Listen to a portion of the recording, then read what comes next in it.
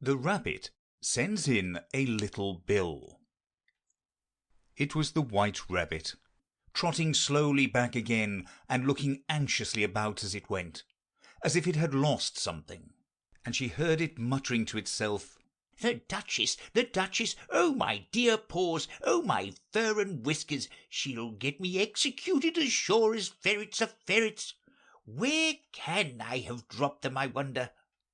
Alice guessed in a moment that he was looking for the fan and the pair of white kid gloves, and she very good-naturedly began hunting about for them. But they were nowhere to be seen.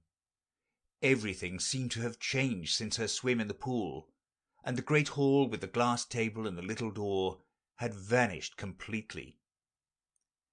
Very soon the rabbit noticed Alice, as she went hunting about, and called out to her in an angry tone, "Why, Marianne, what are you doing out here? Run home this moment and fetch me a pair of gloves and a fan. Quick now!" And Alice was so much frightened that she ran off at once in the direction it pointed to, without trying to explain the mistake it had made. "He took me for his housemaid," she said to herself as she ran. "How surprised he'll be when he finds out who I am! But I'd better take him his fan and gloves, that is, if I can find them." As she said this, she came upon a neat little house, on the door of which was a bright brass plate with the name W. Rabbit engraved upon it. She went in without knocking, and hurried upstairs, in great fear lest she should meet the real Marianne, and be turned out of the house before she had found the fan and gloves. "How queer it seems," Alice said to herself, "to be going messages for a rabbit. I suppose Dinah will be sending me on messages next." And she began fancying the sort of things that would happen. "Miss Alice, come here directly and get ready for your walk. Coming in a minute, nurse. But I've got to see that the mouse doesn't get out. Only I don't think," Alice went on, "that they'd let Dinah stop in the house if it began ordering people about like that." By this time she had found her way into a tidy little room with a table in the window, and on it, as she had hoped, a fan and 2 or 3 pairs of tiny white kid gloves. She took up the fan and a pair of gloves, and was just going to leave the room when her eye fell upon a little bottle that stood near the looking-glass. There was no label this time with the words "Drink me," but nevertheless she uncorked it and put it to her lips. "I know something interesting is sure to happen," she said to herself, "whenever I eat or drink anything. So I'll just see what this bottle does. I do hope it'll make me grow large again, for really I'm quite tired of being such a tiny little thing." It did so indeed, and much sooner than she had expected. Before she had drunk half the bottle, she found her head pressed against the ceiling, and had to stoop to save her neck from being broken. She hastily put down the bottle, saying to herself, "That's quite enough. I hope I shan't grow any more. As it is, I can't get out at the door. I do wish I hadn't drunk quite so much." Alas, it was too late to wish that. She went on growing and growing, and very soon had to kneel down on the floor. In another minute there was not even room for this, and she tried the effect of lying down with one elbow against the door and the other arm curled around her head. Still she went on growing, and, as a last resource, she put one arm out of the window and one foot up the chimney, and said to herself, "Now I can do no more. Whatever happens, what will become of me?" Luckily for Alice, the little magic bottle had now had its full effect, and she grew no larger. Still, it was very uncomfortable, and as there seemed to be no sort of chance of her ever getting out of the room again, no wonder she felt unhappy. "It was much pleasanter at home," thought poor Alice, "when one wasn't always growing larger and smaller, and being ordered about by mice and rabbits. I almost wish I hadn't gone down the rabbit hole. And yet, it's rather curious, this sort of life. I do wonder what can have happened to me. When I used to read fairy tales, I fancied that kind of thing never happened. And now here I am, in the middle of one. There ought to be a book written about me. That there ought. And when I grow up, I'll write one. But I'm grown up now, she added in a sorrowful tone. At least there's no room to grow up any more here. But then, thought Alice, shall I never get any older than I am now? That'll be a comfort one way, never to be an old woman, but then always to have lessons to learn. Oh, I shouldn't like that. Oh, you foolish Alice, she answered herself. How can you learn lessons in here? Why, there's hardly room for you, and no room at all for any lesson books. And so she went on, taking first one side and then the other, and making quite a conversation of it all together. But after a few minutes she heard a voice outside, and stopped to listen. "Marianne, Marianne," said the voice, "fetch my gloves this moment." Then came a little pattering of feet on the stairs. Alice knew it was the rabbit coming to look for her, and she trembled till she shook the house, quite forgetting that she was now about 1,000 times as large as the rabbit, and had no reason to be afraid of it. Presently the rabbit came up to the door and tried to open it. But as the door opened inwards, and Alice's elbow was pressed hard against it, that attempt proved a failure. Alice heard it say to itself, "Then I'll go round and get in the window." "That you won't," thought Alice, and after waiting till she fancied she heard the rabbit just under the window, she suddenly spread out her hand and made a snatch in the air. She did not get hold of anything, but she heard a little shriek and a fall and a crash of broken glass, from which she concluded that it was just possible it had fallen into a cucumber frame or something of the sort. Next came an angry voice, the rabbit's. "Pat, Pat, where are you?" And then a voice she had never heard before. "Sure then, I'm here digging for apples, your honour."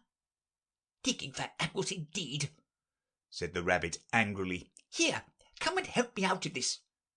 Sounds of more broken glass. "Now tell me, Pat, what's that in the window?"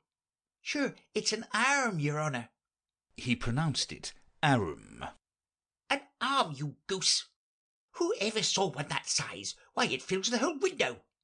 "Sure it does, your honour, but it's an arm for all that." "Well, it's got no business here, at any rate. Go and take it away." There was a long silence after this, and Alice could only hear whispers now and then, such as, "Sure, I don't like it, your honour, at all, at all." "Do as I tell you, you coward." And at last she spread out her hand again, and made another snatch in the air. This time there were 2 little shrieks, and more sounds of broken glass. "What a number of cucumber frames there must be," thought Alice. "I wonder what they'll do next. As for pulling me out of the window, I only wish they could. I'm sure I don't want to stay in here any longer." She waited for some time without hearing anything more. At last came a rumbling of little cartwheels, and the sound of a good many voices all talking together. She made out the words, "Where's the other ladder?" "Why, I hadn't to bring but one. Bill's got the other." "Bill, fetch it here, lad." "Here, put 'em up at this corner." "No, tie 'em together first." "They don't reach half high enough yet." "Oh, they'll do well enough, don't be peculiar." "Here, Bill, catch hold of this rope." "Will the roof bear? Mind that loose slate." "Oh, it's coming down, heads down." A loud crash. "Now, who did that?" "It was Bill, I fancy." "Who's to go down the chimney?" "Nay, I shan't. You do it." "That I won't, then. Bill's to go down." "Here, Bill, the master says you ought to go down the chimney." Oh, so Bill's got to come down the chimney, has he?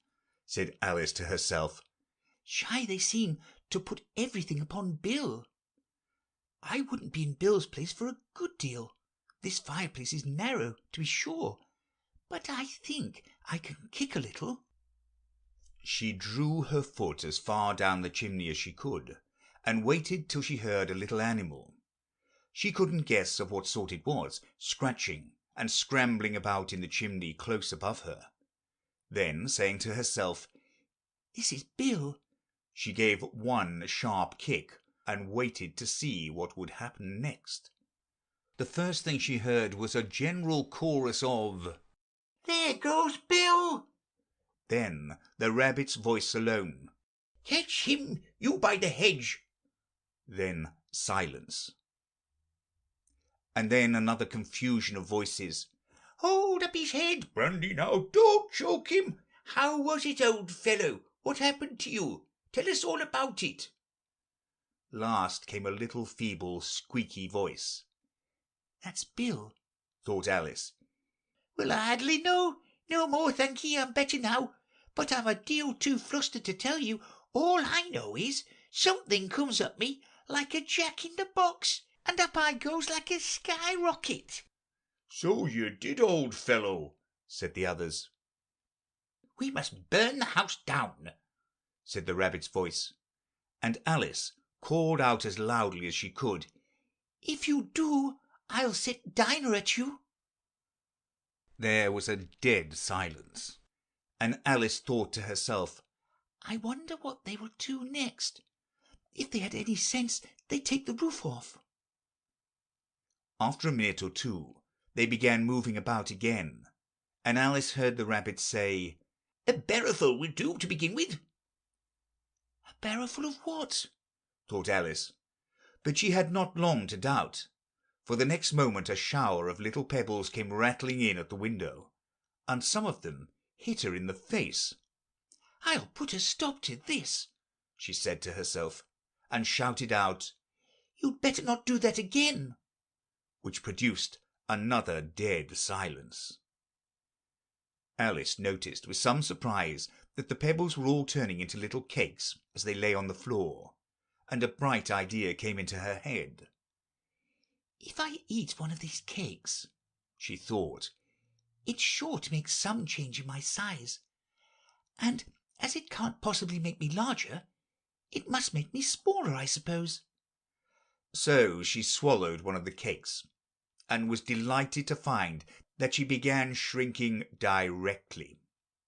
As soon as she was small enough to get through the door, she ran out of the house, and found quite a crowd of little animals and birds waiting outside. The poor lizard Bill was in the middle, being held up by 2 guinea pigs who were giving it something out of a bottle. They all made a rush at Alice the moment she appeared, but she ran off as hard as she could, and soon found herself safe in a thick wood. "The first thing I've got to do," said Alice to herself as she wandered about in the wood, "is to grow to my right size again. And the second thing is to find my way into that lovely garden. I think that will be the best plan." It sounded an excellent plan, no doubt, and very neatly and simply arranged. The only difficulty was that she had not the smallest idea how to set about it. And while she was peering about anxiously among the trees, a little sharp bark just over her head made her look up in a great hurry. An enormous puppy was looking down at her with large round eyes, and feebly stretching out one paw, trying to touch her. "Poor little thing," said Alice in a coaxing tone, and she tried hard to whistle to it. But she was terribly frightened all the time at the thought that it might be hungry, in which case it would be very likely to eat her up in spite of all her coaxing.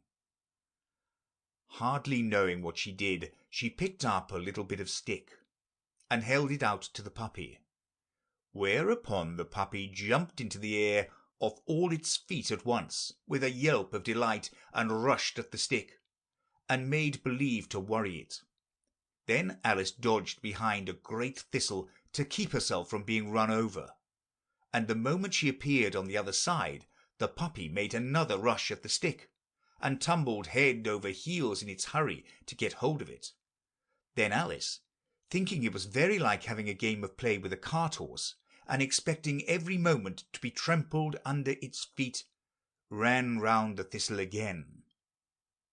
Then the puppy began a series of short charges at the stick, running a very little way forwards each time, and a long way back, and barking hoarsely all the while, till at last it sat down a good way off, panting, with its tongue hanging out of its mouth, and its great eyes half shut.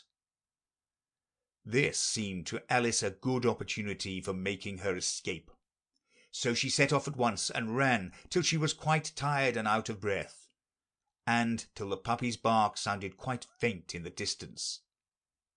"And yet what a dear little puppy it was," said Alice, as she leant against a buttercup to rest herself, and fanned herself with one of the leaves. "I should have liked teaching it tricks very much, if I'd only been the right size to do it. Oh dear, I'd nearly forgotten that I've got to grow up again. Let me see, how is it to be managed? I suppose I ought to eat or drink something or other, but the great question is, what?" The great question certainly was, what? Alice looked all around her at the flowers and the blades of grass, but she did not see anything that looked like the right thing to eat or drink under the circumstances. There was a large mushroom growing near her, about the same height as herself, and when she had looked under it, and on both sides of it, and behind it, it occurred to her that she might as well look and see what was on top of it. She stretched herself up on tiptoe, and peeped over the edge of the mushroom, and her eyes immediately met those of a large caterpillar that was sitting on the top with its arms folded, quietly smoking a long hookah, and taking not the smallest notice of her or of anything else.